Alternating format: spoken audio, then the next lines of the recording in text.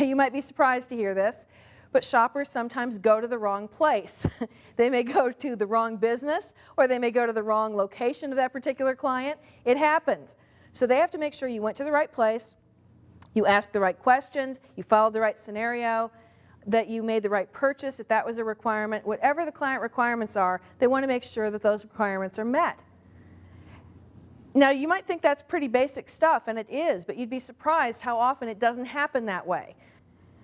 There was a large project where about 1/3 of the reports were actually rejected by the client because the shoppers did not comply with the basic requirements of the shop. They didn't go at the right time of the day, or they didn't purchase the proper item. They went back and they asked some of the shoppers about that because they thought, you know, it seemed pretty obvious. It says buy this item, and they bought something else instead. So they went back and they said, why did you do that instead of buying what it said to buy here? And they said, well, I didn't really want that. Yeah, exactly. The correct response there is laughter. You do not want to make up your own rules about this shop. And I recently had a scheduler tell me she's had shoppers say, well, I didn't ask the question you gave me because I thought it would give me away as the shopper. If they give you a question to ask, they want you to ask that question. That's what you're supposed to do. So make sure you follow all of those guidelines because that's what the editor is going to be looking for. Now, once the editor has reviewed your shop report, they may assign a grade or a rating to the report. A lot of companies use a scale of 1 to 10, with 1 being you're probably not going to shop for them again, and 10 being excellent. Obviously, you want to aim for 10s, but understand that each company uses their own scale. Now, within a company, there will be some variation among editors, but they'll usually have a similar scale that they're using. So if you get an 8 from one editor at a company, chances are another editor at that same company would probably also have given you an 8. There'll be some variation, but more than likely they'll be pretty similar. However, from one company to the next, it could be very different. There are some companies that will not give you a 10. They just don't think there are any 10s. So the most they will ever give you is a 9. If you really are set on getting a 10 from them, you're going to have a hard row ahead of you. Other companies will give you a 10 if you turn in a report that requires no correction. No spelling errors, no grammar errors, everything's consistent, everything's right. They don't have to make any changes to it. It can go to the client as is, that's a 10. Another company might give you a 10 if you turned in one of those reports, but it had a couple of spelling errors in it. Because it was a really good report, it was just a couple spelling errors. So they might still give you a 10. It depends on that company's scale. Don't get too hung up on the shop grades or ratings. They're important. But if you're getting 8s, 9s, and 10s, you're doing really well. Don't obsess because you only get 9s and you can't get a 10. It might be that the company doesn't give 10s. But 8s, 9s, and 10s are all good scores. Now, much below that, you're getting into an area where it might be harder for you to get some shops or any shops from that particular company. But it sounds like with 8s, 9s, and 10s, you're doing a great job. Now, what about the companies that don't give you any kind of feedback on your report? There are companies that won't tell you. They don't give you a grade. They don't send you an email saying, you know, what you did right or wrong. How do you know if you're doing a good job? Do you still get jobs from them? You're doing fine. No news is good news in that case. If they're not coming back to you and questioning your reports, if they are continuing to give you more assignments, you're doing fine. Now, as I said earlier, it's always possible to do better, and you should always strive to do better reports. In fact, even if you're getting 10s, you can probably do better reports. But you don't have to be concerned that you're not doing good enough work if you're getting 8s, 9s, and 10s on your reports. You're doing acceptable work there. So once the editor has finalized the report and released it to the client, what happens then? What do the clients do with this information? That's as different as there are clients. Each client has their own way of using information from mystery shopping reports. Sometimes the report goes back to the location where you mystery shop. Sometimes it goes to a regional director, senior management, corporate. Sometimes it goes all of those places. It may go in different forms to each of those places. So for example, there might be sort of an executive summary that goes to corporate or the regional office, but the actual report form that you completed goes back to the location. Or some variation where they're getting higher level reports. You know, it just depends on the client, how they want to get that information. And what are they going to do with it once they've got it? Well, corporate obviously can track the performance of locations over time and against each other. They can see which places are living up to their standards, which ones are not, and they can see what the issues are. Mystery shopping reports are used to identify training issues. If they get a whole bunch of reports coming back saying that people aren't saying thank you, that's an obvious thing to be trained on. They can go back to their employees and stress how important it is to say thank you to customers.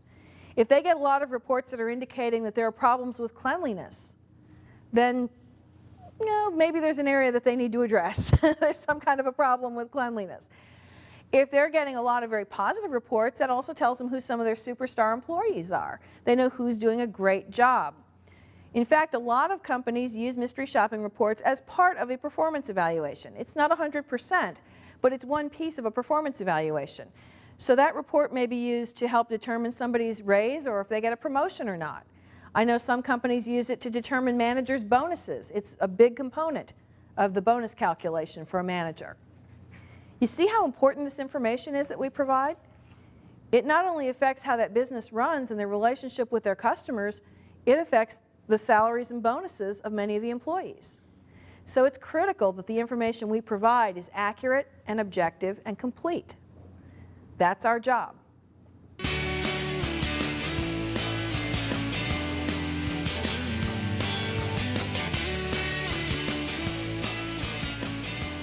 It's really important that as mystery shoppers we communicate with the mystery shopping companies. They want to know they want to hear from us what they need to know about their client. So for example, if there's a problem with a shop, maybe the problem is that the location is closed. They might not know that. I had a shop assigned to me one time where I had to email the scheduler and let her know that I was going to try to do the shop on time, but I wasn't sure I was going to be able to because they'd had a fire and they were closed right now. They might open up in time for me to do the shop on schedule, but I wasn't sure. I would keep her posted. She wrote back and she said, "Thanks for letting me know. They don't tell us this stuff." So the client hadn't notified the mystery shopping company, "Oh, by the way, that location's closed. They had a fire." The way they found out is I tried to call to make a reservation to go to that place, and I got a recording saying we had a fire, we're closed. The only way they knew was by my telling them. You can also let them know about other things that relate to the shop. Sometimes if there's any problem doing a shop, but also just that you're working on it or when you're going to do the shop might be appropriate information. For example, apartment shops, you're normally targeting a particular employee, so you're calling trying to reach that employee. That's not always easy to do, right? It's a good idea if you're having a problem reaching the employee just to let the mystery shopping company know. I made 2 attempts on Tuesday, I made 3 on Thursday, I've made 2 attempts so far today. I'm going to keep trying this week until I reach my contact there. That way they know that you're not just sitting on it, waiting till the last day when you're going to make a phone call and hope you reach that person. They know that there is effort being put forth and that you are trying to get that shop completed. Anything that happens that could impact your ability to do a shop, let them know that too. And when you contact a company, be sure to give them full information. An important reason to contact a mystery shopping company is to say, you know, I've got a question about this. I don't understand the guidelines. Or I've got one thing in the email and another thing in the guidelines. Oh, that would never happen, right? No, never. Okay, I've got one piece of information here and one here. I'm not sure which one I should follow. Would you please tell me what this scenario requires?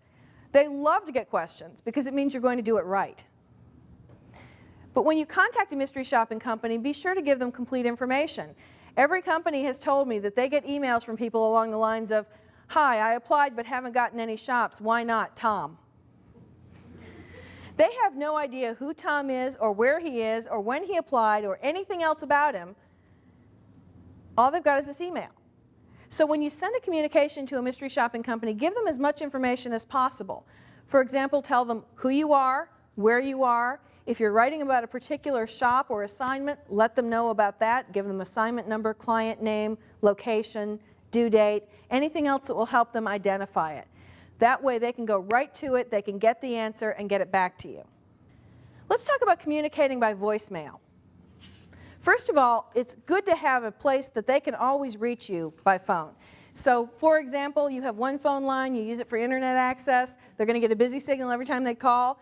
have either an answering machine or a voicemail on that where it'll go to that voicemail and they can leave a message, or have an alternate number like a cell phone where they can reach you or leave a voicemail. I'm not saying you need to be on call 24 hours a day, but it's useful if they can at least leave a message for you whenever they're calling. A mystery shopping company may call you because they have a last-minute assignment or because they have a question about your report.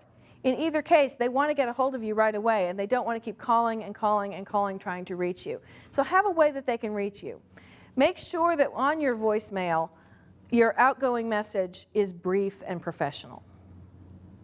Keep it short, keep it sweet. Give your name and or phone number, and they know what to do. They know to leave a message. I called somebody once and got this song, and then they came on and they gave their names, everybody in the family introduced themselves, and then they read a poem, and then they played some more music, and by that time I decided I really didn't want to talk to them. Now, if you leave a message, an outgoing message like that, and somebody's trying to reach you, they're sitting there thinking, I've got 12 more calls to make, and they're trying to get through to you. Keep it short, keep it simple. Same thing when you leave messages, by the way. Keep your messages short and to the point. Don't ramble. So what I always do is I give my name and my phone number at the beginning and the end. So I might say, for example, this is Kathy Stucker in Sugar Land, Texas, and give my phone number, say why I'm calling, and then at the end I'll say again, no, this is Kathy Stucker, and my number is, and repeat my phone number. Speak slowly and clearly when you're giving your phone number. We have a tendency to rattle it off because we know the number so well. But if somebody's trying to write this down, they may not get all of it. And the reason I give it at the beginning and the end is because that way, if they miss some of it, it's there twice. Or if there's a dropout from a cell phone or something, it's there twice. They can listen at the beginning, they can listen at the end. If they've listened to the whole message and they didn't get it either time, they can just play back the first part of the message and they'll have my phone number there. Now also keep in mind that when you get messages, you want to return the calls promptly. Remember what I said about editors waiting for information to release your report? Or maybe they've got a last-minute shop that's available. Chances are you're not the only one they're calling with that. So the first one to get back to them gets that shop. If you're interested in the shop in particular, you want to get back to them right away. If it's an editor, you want to get back to that editor right away so they can release your shop and go on to the next report.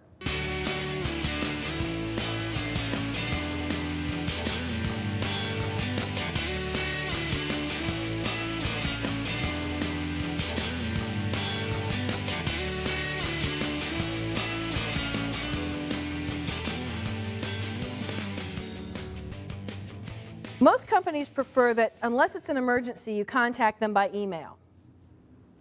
So if you have a question, instead of calling, send an email. Now if they want you to call, they'll tell you that. It'll be in your guidelines, and some companies do want you to call with those questions. But most prefer email because they can manage it more effectively. Imagine that a scheduler is dealing with 1,000 shoppers that month, and every shopper wants to call and chat for 2 minutes. Do the math. That's a lot of time on the phone, and it's interruptions at a time when maybe the scheduler is trying to do something else. On the other hand, if they're emails, the scheduler can easily go through and knock out responses to those emails on her own time and be able to come up with a lot more answers in a shorter period of time. So email is generally preferred. Now when you're sending an email, you want to have a professional email address. And I get emails sometimes where I wonder, what kind of profession are these people in? Because it doesn't look like mystery shopping. To me, it looks like maybe they're I don't know, porn stars or something? I'm not quite sure. I see some really interesting email addresses. It doesn't have to be dry and professional. It doesn't have to say mystery shopper in it. It doesn't have to just be your name. Those are acceptable. It can be timmysmom@AOL.com. There's nothing wrong with that. You just don't want it to be something that has a really negative connotation to it, because that has an impact.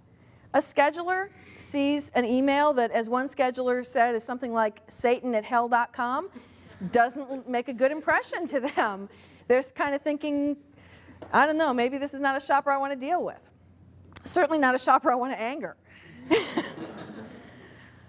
So think about the image your email address conveys. And by the way, that also goes for passwords, because there are some systems where the schedulers can actually see your passwords.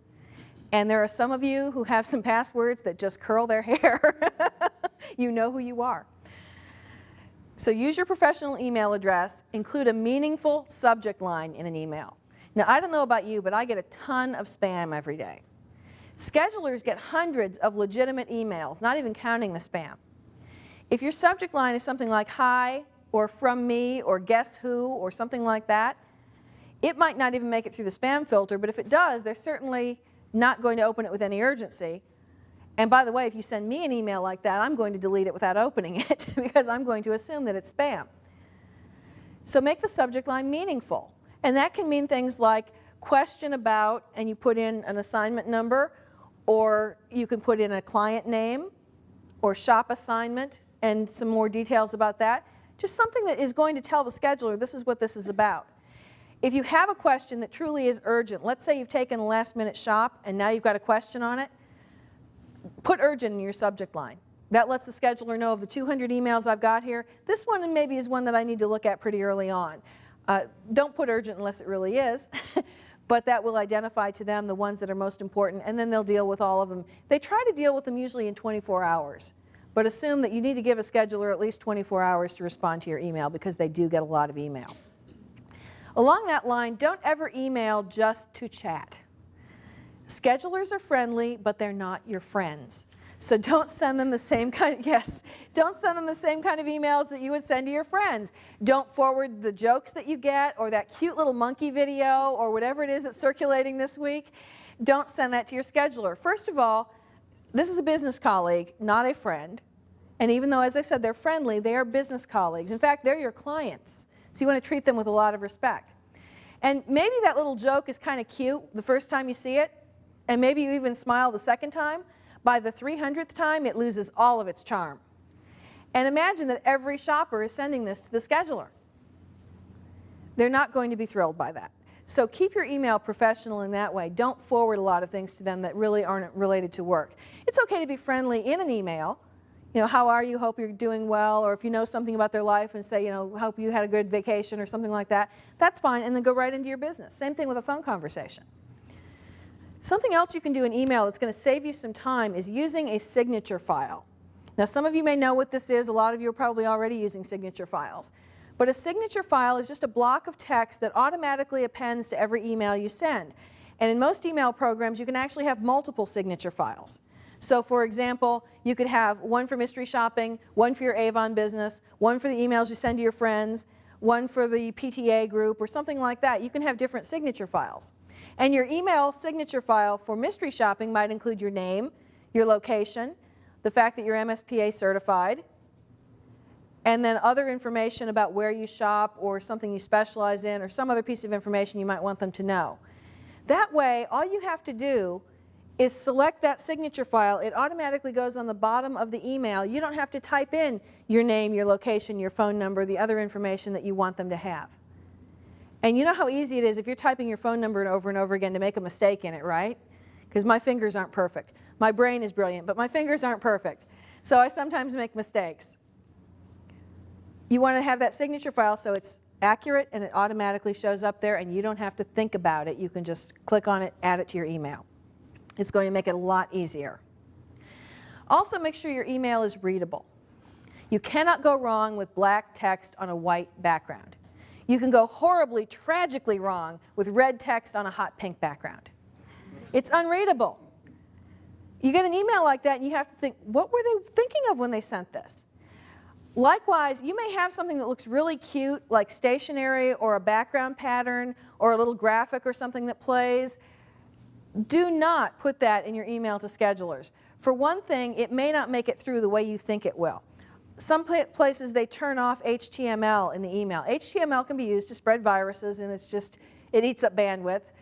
What they'll do sometimes is turn off HTML so that all they get is a bunch of garbage code and they don't really see that cute graphic or the beautiful stationery you designed or whatever it might be. So it's always safest to just send plain text email, black on white. You cannot go wrong with that, where you can go very wrong when you try to get extremely creative. But email is a great way to communicate with schedulers. If you keep email as your primary communication, make sure that you're clear in your emails, make sure you give complete information when you send one, and only send an email that is related to business. Don't send emails just to chat or to forward information that they don't really want or need, like jokes. Let's talk about the kinds of equipment that you might use on a mystery shop. What might you use as equipment on a mystery shop? A camera, a digital camera especially. What else? Laptop. What else?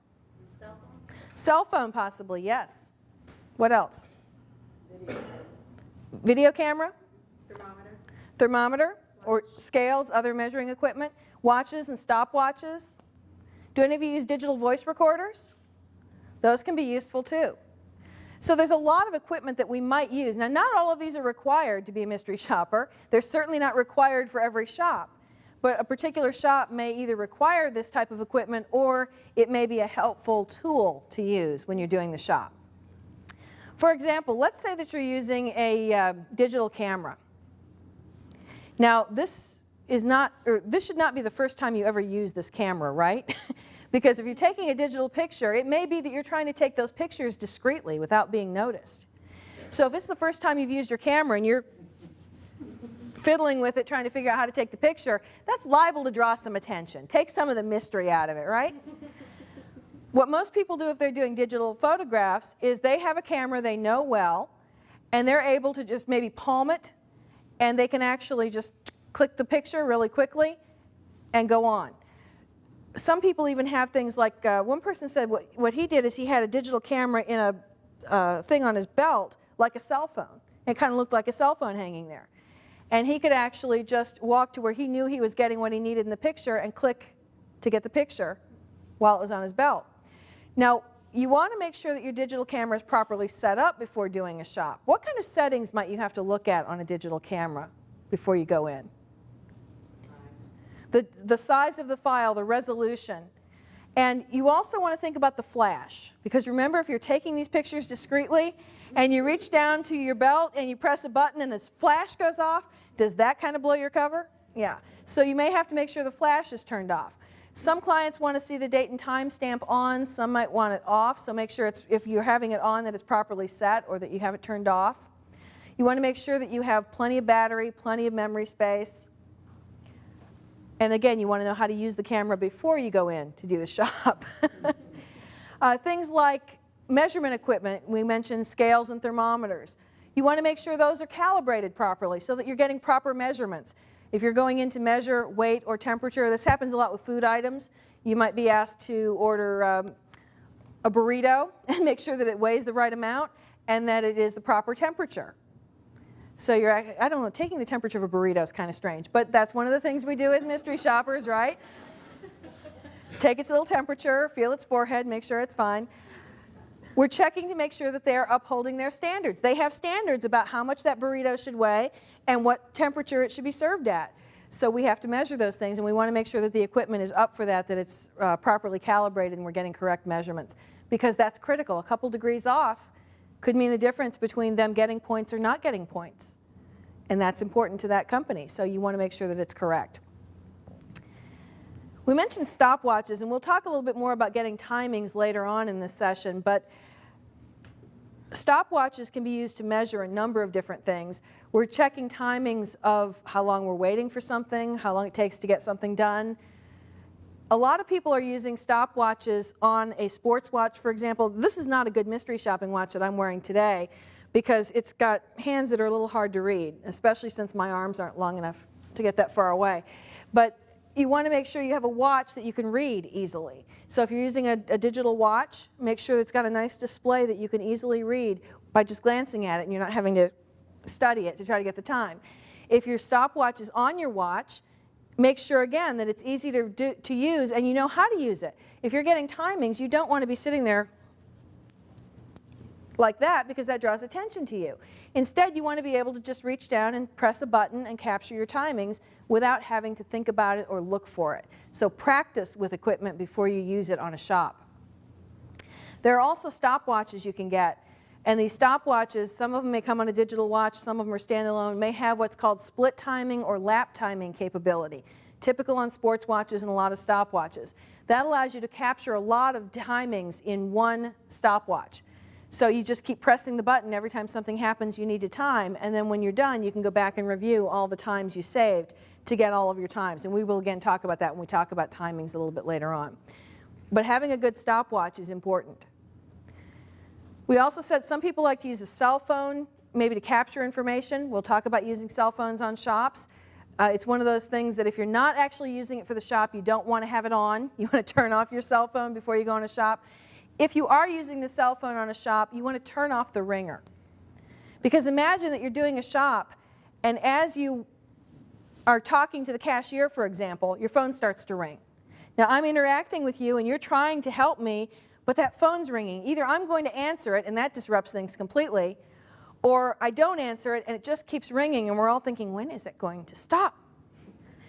But in the meantime, she's distracted from what she's supposed to be doing. It interferes with the shop. So if you have to use your cell phone during the shop for something, at least turn the ringer off. But ideally, you want to turn your cell phone off during the shop. And other things like laptops and PDAs, you may use the laptop right after the shop to record your report. If you're going from place to place, some people like to actually do the report right after. They go in and log in on their laptop, or they make notes there. A lot of people use PDAs, personal digital assistants, on shops where they're making notes or otherwise referring to things. And some people like to use digital voice recorders, because by recording the voices on a shop, you've got a lot more information. Now, there are some legal issues related to recording voices this way. There is no federal law against it. However, there are some states that prohibit this kind of taping or limit it. There are two basic rules about taping. There are one-party consent states, or what they call two-party consent states. Now, what that means is a one-party consent state, if one party to the conversation is knowledgeable of the conversation and has given permission for the recording to take place, then it's legal to record it, in a nutshell. You're a party to the conversation. You're knowledgeable of the recording, and you've given your consent. Therefore, in a one-party consent state, that's fine. A two-party consent state, that's actually a misnomer. It's not really two-party, it's all-party consent, meaning you cannot record anyone without their knowledge and consent. So if you live in what's called a two-party consent state, or you're shopping in a two-party consent state, then you want to be aware of that law so that you don't violate the law. You can still use a digital voice recorder in those states. There are some limitations on how you use them. But first of all, just to understand whether your state is one-party or two-party, there are a number of places you can look on the internet for this information. One source I like is a website called Reporters Committee for Freedom of the Press. If you go to rcfp.org, you'll see that they have a guide to taping, because reporters are often recording conversations with their sources and they want to know what the law is. So that's a resource to find out if your state is one-party or two-party consent. Now, if your state is a two-party consent state, it is still possible to use a voice recorder on a shop, but you have to be cautious. You do not want to do things that will catch other people's conversations. So instead of trying to get the best quality recording, sometimes you might want to get a poor quality recording so that you're not picking up those other voices. But you can still leave notes to yourself on the recording, or even use it to get timings. Because what you can do is whenever something happens that you need to get a timing on, you can just say have the recorder in a pocket and tap it so that you've got a noise whenever you have a timing issue. Make sure that you're not doing anything to violate the law. But a digital voice recorder can certainly be a good tool to use on a shop, because if it is legal to record the shop, you get a lot more information. You get what you said, you get what they said, you get specific timings, you get a lot of detail that can make your reports richer. Don't rely strictly on the voice recorder, because sometimes something happens and you don't have that recording. You may bump into something and turn it off, or something may go wrong with the recorder, or you may fill up the memory without realizing it, and you may not have the recording you were planning on using. In that case, make sure you've got notes and other information to back you up, but the recorder is always a great resource as one extra, easier way of getting that information. To get the best quality of recording from a digital voice recorder, it's good to look for a recorder that has an input where you can bring in an external microphone. A lot of the voice recorders come with a microphone that's built in, but it's not going to get you great recording quality. So if you want to get great recording quality, get one that's got an input and buy a separate microphone. Now what I do is I have a little microphone I bought that I can plug into a voice recorder. I put the voice recorder in my pocket and I run the cable up to a microphone that I clip to my bra strap. Even though it's under my clothes and it can't be seen, it still is picking up sound. Now for guys, that might be a little bit of a problem. I'm assuming you don't have a bra strap to use. And by the way, ladies, another thing that a lot of women like to do with recorders is drop them in the bra. That can work too. But guys, that won't work for you, so let's give you a couple of ideas here too. What some shoppers have done is put it in a pocket.